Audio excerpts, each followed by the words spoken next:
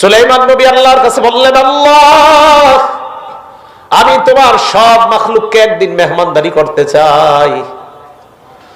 সুলাইমান নবীকে আল্লাহ পারমিশন দিতে দেওয়ার পর জিনের মাধ্যমে, বিভিন্ন শক্তিশালী প্রাণীর মাধ্যমে খানা জমা করলেন। করার পর প্রাণীদেরকে এবার আল্লাহর কাছে বললেন, আল্লাহ প্রাণী পাঠান খাওয়ার জন্য। বিশাল বড় এক প্রাণী আইসা এক লোকমায় সব খায়া ফেলছে। কি করে ফেলছে? খাওয়ার পরে ওই প্রাণী কয়, সুলাইমান নবী খানা কই, আর আমার তো পেট ভরে না। কয় মানে কি?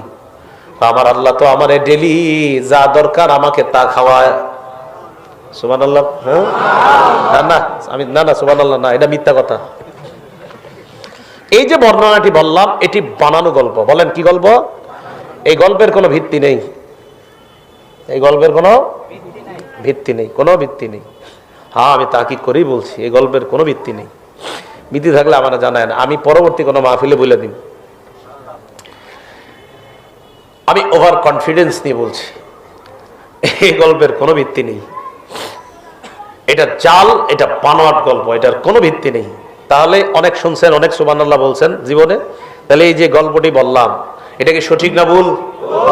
সঠিক। কি সঠিক? হলো 12 নম্বর পারার শুরু আয়াতটা বললেই তো হয়, ওয়া মা মিন দাব্বাতিন ফিল আরদি ইল্লা আলাল্লাহি রিজকুহা।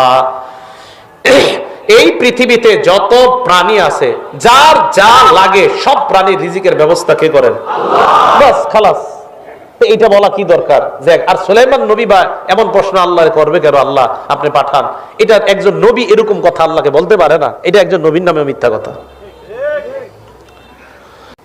মান আমিলা বিমা আলিমা ওয়ারাসাহুল্লাহু ইলমা মা লাম ইয়ালাম।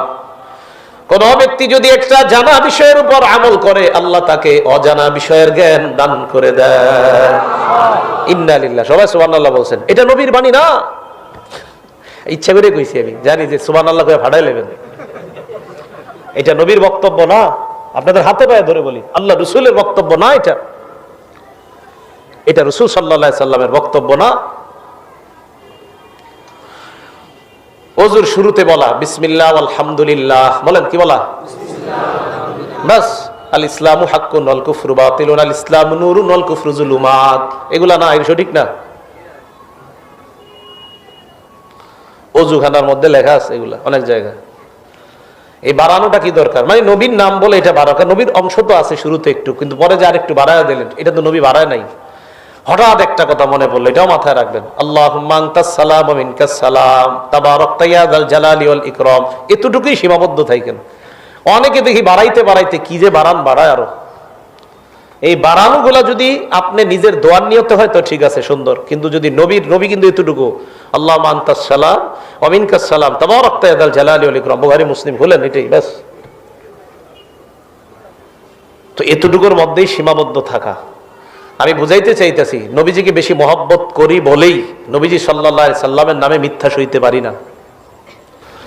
আল্লাহ আমাদের সকলকে সমাজে ছড়িয়ে থাকা এই মিথ্যাগুলা থেকে যেন বেঁচে থাকতে পারি, আল্লাহ তৌফিক দান করেন। দেয়ালে আরেকটা লেখা আছে, মিদাদুল উলামা আফজালু মিন দামিশ শুহাদা। বিদ্যানের কলমের কালি শহীদের রক্তের চেয়ে দামি। নাউজুবিল্লাহ বলেন। বিদ্যানের কলমের কালি অনেক দাম, শহীদের রক্তের চেয়ে দামি। এই কথা বইলা নিচে লেখা আল হাদিস, এটা মিথ্যা কথা।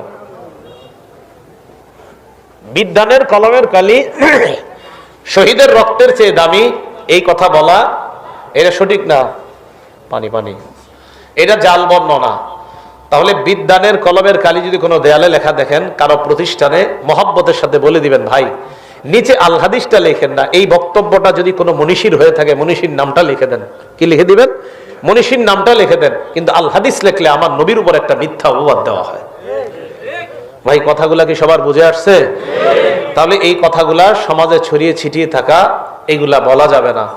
আল্লাহ আমাদের সকলকে এই জাতীয় মিথ্যা বানোয়াট কথা, কল্প কাহিনী বলা, শোনা থেকে আল্লাহ বেঁচে থাকার তৌফিক দান করেন।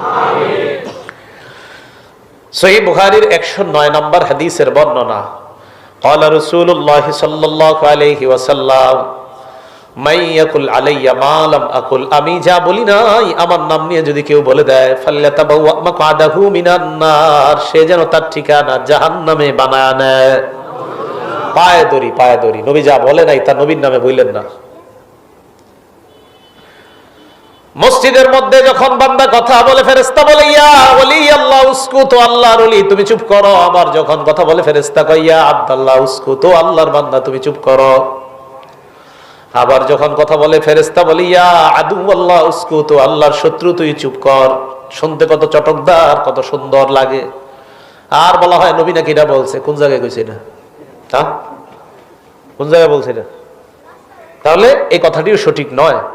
কেউ যদি কোথাও বলে মহব্বতের সাথে মায়া করে এক কাপ চা পান করায় বলবেন ভাই যে বর্ণনাটি আপনি বলেছেন এটা সঠিক না, এটা আর বলবেন না, এটা আমার নবীর নামে চালিয়ে দিবেন না। মনে থাকবে তো ইনশাল্লাহ? তাহলে আজকে আমাদের মূল শিক্ষা হলো ভালোবাসা, মহব্বত। এই মহব্বতে আমরা সব করব, যে মহব্বতের সাথে আমরা বুঝিয়ে দিব। আল্লাহ তৌফিক দান করেন। তাহলে এই যে একটা কথা বললাম, এটা একটা বানোয়াট কথা, এই কথার কোনো ভিত্তি নাই। উহুদের ময়দানে আল্লাহ নবীর দান্দান মুবারক শহীদ হয়েছে। নবীজির শরীর থেকে রক্ত ঝরেছে উহুদের ময়দানে। এই কথা শুই না উয়াইস আল কারনি নামক এক ব্যক্তি তার একটা দাঁত ভাঙছে। ভাঙার পর চিন্তা করে নবী কোন দাঁতটা ভাঙছে, আর একটা দাঁত ভাঙছে। চিন্তা করে আমার নবী এত মোহাব্বতের, চিন্তা করে কোন দাঁতটা ভাঙছে আর একটা ভাঙছে।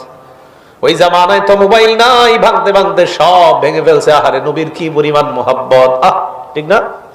কি হ্যাঁ, এখন বুঝে ফেলতেছে মাশাআল্লাহ সবাই। এই তো আমি চাইতেছি আপনাদের এই মানসিকতা তৈরি হোক। এটা একটা মিথ্যা ঘটনা, হ্যাঁ মিথ্যা কথা।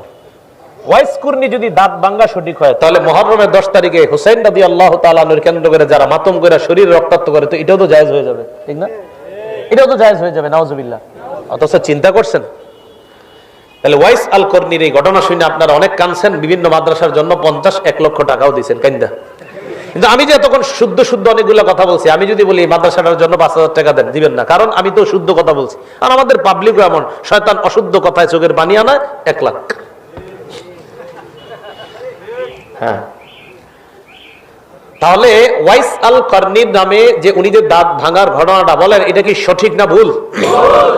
এই বিষয়টা অন্যকে আমরা কি রাগ করে বুঝাবো না মহব্বতের সাথে? যে এই ঘটনাটা কি নয়, সঠিক নয়। আল্লাহ নবী যখন ওয়াইস আল কর্নির কথা শুনলেন, শোনার পর আল্লাহ নবী খুশি হইয়া আলী আর উমরের মাধ্যমে জুব্বা পাঠায়া দিস। নাউজুবিল্লাহ বলেন। এটাও মিথ্যা কথা। কি কথা? মিথ্যা কথা। নবী জুব্বা পাঠাই দিছে, খিরকা পাঠাই দিছে, এটাও মিথ্যা কথা। তাহলে এই মিথ্যা বর্ণনা যে ওয়াইস আল কর্নির জন্য নবী জুব্বা পাঠাইছে, আর ওয়াইস আল কর্নি নবীর কথা শুই না দাঁত ভেঙে ফেলছে, এই কথাগুলো কি সঠিক না ভুল? তাহলে এই ভুল কথাগুলো থেকে আমরা বেঁচে থাকতে হবে। সহিহ বুখারীর 110 নম্বর হাদিস, ক্বালা রাসূলুল্লাহ সাল্লাল্লাহু আলাইহি ওয়াসাল্লাম, নবীজি বলেন, মান কাযাবা আলাইয়া মুতাআম্মিদান ফাল্যাতাবাওয়া মাকআদাহু মিনান নার। যে ব্যক্তি ইচ্ছাকৃতভাবে মিথ্যা কথা বলে আমার নামে, ওই ব্যক্তি তার ঠিকানা জাহান্নামে বানায় নেয়। বুখারীর 1291 নম্বর হাদিসের বর্ণনা, আল্লাহ নবী বলেন, ইন্না কাযিবান আলাইয়া লাইসা কাযিবিন আলা আহাদ। শোনো শোনো, আমার নামে মিথ্যা বলা আর তোমাদের কারো নামে মিথ্যা বলা এক কথা না। তোমাদের নামে মিথ্যা বলা অপরাধ, আমার নামে মিথ্যা বলা এটা আরো ভয়ঙ্কর অপরাধ। সবার নামে মিথ্যা বলাই অপরাধ, কিন্তু আমার নামে বলাটা এটা আরো ভয়ঙ্কর অপরাধ। আকবারুল কাবাইর, সবচেয়ে বড় কবিরা গুনাহ। বলেন সবচেয়ে বড় কবিরা গুনাহ। আল্লাহর নামে মিথ্যা কথা, এটা হলো সবচেয়ে বড় জুলুম। বলেন আল্লাহর নামে মিথ্যা কথা সবচেয়ে বড় জুলুমের একটা হলো কার নামে মিথ্যা বলা? জোরে বলেন। আর দলিল দিব তো আমি, ফামান আযলামু মিম্মান কাযাবা আলাল্লাহ। ওই ব্যক্তির চেয়ে বড় জালেম কে, যেই ব্যক্তি আল্লাহর নামে মিথ্যা কথা বলে। 24 নম্বর পারা, শুরু পৃষ্ঠা, একদম শুরুর আয়াত খুলে পড়েন, বাংলা অনুবাদ দেখে নেন। ওই ব্যক্তির চেয়ে বড় জালেম আর কে? যে ব্যক্তি কার নামে মিথ্যা কথা বলে? আল্লাহর নামে। তাহলে আল্লাহর নামেও মিথ্যা কথা বলা যাবে না। আল্লাহ পাক রব্বুল আলামিন নাকি বলছে, কুনতু কানজান মাখফিয়ান, আমি ছিলাম গোপন ভান্ডার, গুপ্ত ভান্ডার। ফা আহবাবতু আন উরাফা, আমি আমাকে চাইলাম আমার পরিচয় যেন হয়। ফা খালাকতুল খালকা, তাই আমি মানুষ বানাইলাম। আমি আমার পরিচয় দেওয়ার জন্য মানুষ বানাইলাম। আগে আমি অপরিচিত ছিলাম। নাউজুবিল্লাহ বলেন। এটা নাকি আল্লাহ কইছে? এটা আল্লাহর নামে মিথ্যা কথা। বলেন এটা কার নামে মিথ্যা কথা? হ্যাঁ, এটা আল্লাহর নামে মিথ্যা কথা। এটা আল্লাহ বলে নাই। লাউলা কালামা খালাকতুল আফলাক, নবী আপনি যদি না হইতেন আমি কুল কায়নাতের কিছু বানাইতাম না। কথাটি সঠিক নয়। নবী আপনি না হইলে কিছুই বানাইতাম না। বলেন কথাটি কি নয়? হ্যাঁ, এটা সঠিক নয়। মুহাম্মদের সাথে বুঝি এই বর্ণনাটি সঠিক নয়। লাউলা কালামা খালাকতুল আফলাক। আল্লাহ তো বানিয়েছেন, শুরুতে কি বানাইছেন? কলম। বলেন কি বানাইছেন? কলম। আবু দাউদ শরীফের 4700 নাম্বার হাদিস। এটার এগেইনস্টে আবার অনেকে বলে আল্লাহ নাকি সর্বপ্রথম নবীর নূর বানিয়েছেন। কি বানিয়েছেন? এরকম অনেকে বলে। শুদ্ধ বর্ণনা হলো আবু দাউদ শরীফের 4700 নাম্বার হাদিস, ক্বালা রাসূলুল্লাহ সাল্লাল্লাহু আলাইহি ওয়াসাল্লাম, নবীজি বলেন, ইন্না আউওয়ালা মা খালাকাল্লাহুল খালকা আল কলাম, আল্লাহ সর্বপ্রথম যে সৃষ্টিটা বানিয়েছে এটার নাম কলম। বলেন জোরে। প্রথম আল্লাহ কি বানাইছে? প্রথম আল্লাহ কি বানাইছে? সর্বপ্রথম সৃষ্টি আল্লাহর কি? কলম বানানোর পর আল্লাহ বললেন, উক্তুম মাকাদির, উক্তুব, কলম তুমি লেখো। কলম পাল্টা বললেন আল্লাহ, মাযা আকতুবু, কলমের জবান আল্লাহ চালু করে দিস। কলম কয় মাযা আকতুবু ইয়া রব, রব আমি কি লিখবো? আল্লাহ বললেন, উক্তুম মাকাদির কুল্লি শাইইন হাত্তা তাকুমাস সাআ, কিয়ামত পর্যন্ত যা ঘটবে সব লেখো। সুবহানাল্লাহ। কলম দিয়ে লেখে। তাহলে সর্বপ্রথম আল্লাহ যে সৃষ্টিটা করেছেন কি? এই প্রচারটা করে দিতে হবে সবার কাছে। ঠিক আছে না ইনশাআল্লাহ? মহব্বতের সাথে, ঝগড়া কিন্তু করা যাবে না। কেউ ঝগড়া করতে চাইলে সাথে সাথে আবার এই হাদিস শোনায় দেবেন, ভাই আমি ঝগড়া করব না, মহব্বতে বুঝাচ্ছি কি। ক্বালা রাসূলুল্লাহ সাল্লাল্লাহু আলাইহি ওয়াসাল্লাম, আল্লাহ নবী বলেন, আনা যাইমুন বিবাইতিন ফি রাবজিল জান্নাহ লিমান তারাকাল মিরাআ, নবীজি বলেন আমার কোন উম্মত যদি ঝগড়া পরিহার করে জান্নাতের মাঝখানে আমি তার জন্য একটা ঘরের জিম্মাদার হয়ে গেলাম। ঝগড়াও করবো না আমরা, মহব্বতের সাথে যাদেরকে বোঝানো যায় বুঝি। আমি ইনশাল্লাহ আশাবাদী মানুষ বুঝবে। আমার জন্য আপনারা সবাই দোয়া করেন, আমি সারা বাংলাদেশে যেন সঠিক কথাগুলা বলে আর যে ভুলগুলো আমাদের মাঝে ছিল এগুলো মহব্বতের সাথে যেন মানুষকে বুঝায় পায়ে ধরে ধরে বুঝাইতে পারি। আল্লাহ যেন তৌফিক দান করেন। তাহলে রাসূল আকরাম সাল্লাল্লাহু আলাইহি সাল্লাম বলে দিলেন সর্বপ্রথম যে সৃষ্টিটা আল্লাহ বানিয়েছেন কি বলেন তো? কলম। বাস এই প্রচারণা আমরা করব। তাহলে নবীজির নামে কোনো মিথ্যা কথা আমরা বলবো না। মুসলিম শরীফের 1 নম্বর হাদিস, ক্বালা রাসূলুল্লাহ সাল্লাল্লাহু আলাইহি ওয়াসাল্লাম, নবীজি বলেন, লা তাকযিবু আলাইয়া, আমার নামে মিথ্যা কথা বলবা না। ফা ইন্নাহু মান ইয়াকযিব আলাইয়া ইয়ালিজিন নার, যে ব্যক্তি আমার নামে মিথ্যা কথা বলে ইয়ালিজিন নার, সে জাহান্নামে প্রবেশ করবে। সে কোথায় প্রবেশ করবে? জাহান্নামে প্রবেশ করবে। এবার নবী কি বলে দেখেন, মুসলিম শরীফের 5 নম্বর হাদিস। আমাদের মক্তবের বাচ্চারা ওই হাদিসটা পারে। কাফা বিল মারই কাযিবান আইয়ুহাদ্দিসা বিকুল্লি মা সামিআ, যা শুনে তাই বলে দেওয়া এটাই মিথ্যাবাদী হওয়ার জন্য যথেষ্ট। যা শুনে এটাই বলে দেওয়া এটা মিথ্যাবাদী হওয়ার জন্য যথেষ্ট। মুসলিম শরীফের 6 নম্বর হাদিসের বর্ণনা। এই বর্ণনাটার বাংলাটা আজকে সবাই খাতায় লিখবেন, কাগজে লিখবেন, লেখার পর পকেটে ঢুকাইবেন, একটু পর পর চেক করবেন, কারণ কোথাও আপনাকে বিভিন্ন মজলিসে ছোট ছোট মজলিসে আলোচনা করতে দেওয়া হতে পারে। এই বর্ণনাটা পকেটের মধ্যে রাখবেন আর বারবার দেখবেন আর চিন্তা করবেন, আল্লাহ আমি যেন নবীর এই ধমকের অন্তর্ভুক্ত না হই। এবার নবী কি বলে দেখেন, ক্বালা রাসূলুল্লাহ সাল্লাল্লাহু আলাইহি ওয়াসাল্লাম, ইয়াকুনু ফি আখিরি উম্মতি উনাস, আমার উম্মতের শেষ দিকে এমন কিছু মানুষের আবির্ভাব ঘটবে, ইয়াতুনাকুম মিনাল আহাদিস মা লাম তাসমাউ আনতুম ওয়ালা আবাউকুম, তারা তোমাদের সামনে নবীর নামে এমন হাদিস বলবে যা তোমরাও শোনো নাই, তোমাদের বাপ দাদারাও শুনে নাই। তোমরাও শোনো নাই, তোমাদের বাপ দাদারাও শুনে নাই। ফাইয়াকুম ওয়া ইয়াহুম, তাদের থেকে তোমরা বেঁচে থাকবা। মুসলিম শরীফের 7 নম্বর হাদিসের বর্ণনা, ক্বালা রাসূলুল্লাহ সাল্লাল্লাহু আলাইহি ওয়াসাল্লাম, নবীজি বলেন, সায়াকুনু ফি আখিরিজ জামান দাজ্জালুনা কাযাবুন, শেষ জামানায় মিথ্যাবাদী দাজ্জালের আবির্ভাব ঘটবে। ইয়াতুনাকুম মিনাল আহাদিস বিমা লাম তাসমাউ আনতুম ওয়ালা আবাউকুম, যারা তোমাদেরকে এমন হাদিস শোনাবে যা তোমরাও শোনো নাই, তোমাদের বাপ দাদারাও শুনে নাই। ফাইয়াকুম ওয়া ইয়াকুম, তাদের থেকে তোমরা বেঁচে থাকবা। লা ইউদিল্লুনাকুম, তারা যেন তোমাদেরকে পথভ্রষ্ট করতে না পারে। ওয়ালা ইফতিনুনাকুম, তারা যেন তোমাদেরকে ফিতনায় না ফালাইতে পারে।